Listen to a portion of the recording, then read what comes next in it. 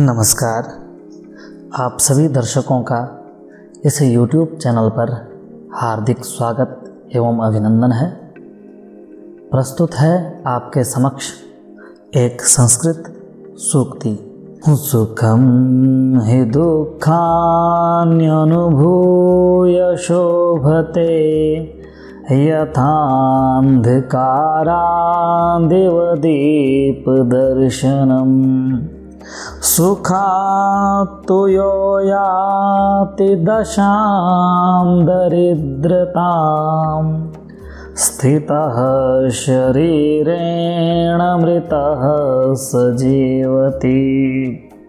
अन्वयः दुःखानि अनुभूय सुखं हि शोभते अंधकारात् दीपदर्शनं यथा शोभते। यः सुखात् दरिद्रतां दशां याति स शरीरेण स्थितः मृतः सन् जीवति।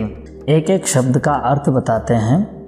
दुःखानि अर्थात कष्टानि, कष्टों को अनुभूय अनुभूत करके, सह करके, सुखम ही जो सुख है, आनंद है, वह शोभते सुशोभित होता है।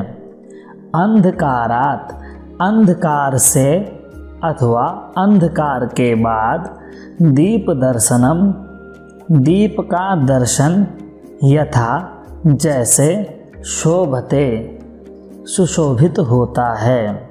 यह तू जो व्यक्ति सुखात सुख से दरिद्रताम दशाम याति दरिद्रताम दरिद्रता की दशाम अवस्था को याति प्राप्नोति प्राप्त करता है। सह वह व्यक्ति शरीरेण स्थितः शरीर में स्थित होता हुआ अर्थात जीवित होता हुआ मृतः सन मरे हुए की भांति जीवति जीता है। इस सूक्ति का तात्पर्य है जीवन में सुख और दुख गतिमान रहते हैं। हमारे जीवन में सुख भी आता है तो दुख भी आता है।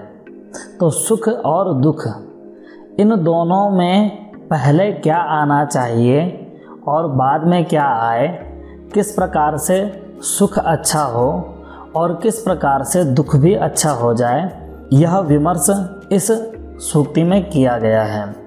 तो यहाँ कहते हैं कि दुखानि अनुभूय सुखम शोभते। दुखों को, कष्टों को अनुभव करने के बाद सुख अत्यंत आनंददायक होता है। अर्थात जो सुख है वह आनंददायक होता है, यह सभी जानते हैं। किंतु कष्टों को भोग कर पाया गया सुख अतीव आनंददायक होता है। सामान्य आनंद नहीं आता उस व्यक्ति को। जिसने दुखों को अनुभव करके सुख पाया हो, उस व्यक्ति को अलौकिक आनंद की प्राप्ति होती है, जिसने दुखों को भोग कर सुख की प्राप्ति की हो। अतः दुखों को भोगने के बाद सुख अतीव सुशोभित होता है। तुलना कर रहे हैं कि जिस प्रकार अंधकार के बाद दीप का दर्शन शोभायमान होता है, अंधकार में रहने पर हमें बेचैनी होती है, घबराहट होती है, कब रात्रि बीतेगी। किंतु जैसे ही रात्रि बीतती है, प्रातः काल आता है, तो सवेरा प्रातःकालीन वेला सभी को अत्यंत आनंदप्रद प्रतीत होती है।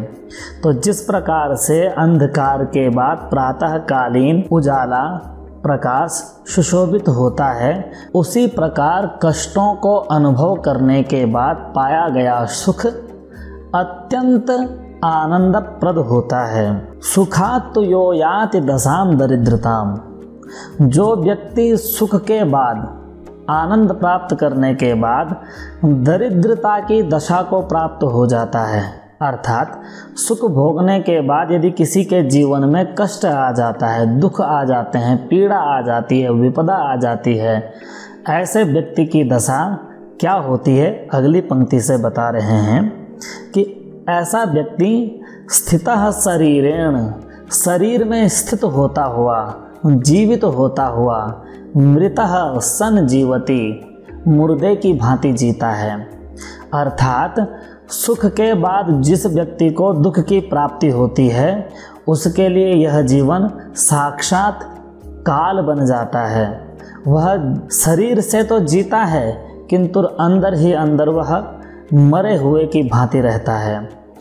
इसलिए जीवन में जब भी कभी दुख आए, कष्ट आए, संघर्ष की स्थिति आए तो उस संघर्ष को अवश्य करना चाहिए, क्योंकि उस कष्ट के बाद जब सुख की दशा आएगी तो वह दशा अत्यंत शोभायमान, अत्यंत प्रतिष्ठा को दिलाने वाली होगी।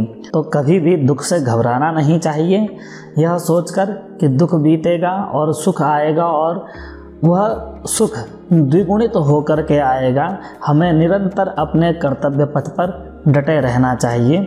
इसी के साथ यह सूक्ति को यहीं विराम देते हैं। नमस्कार।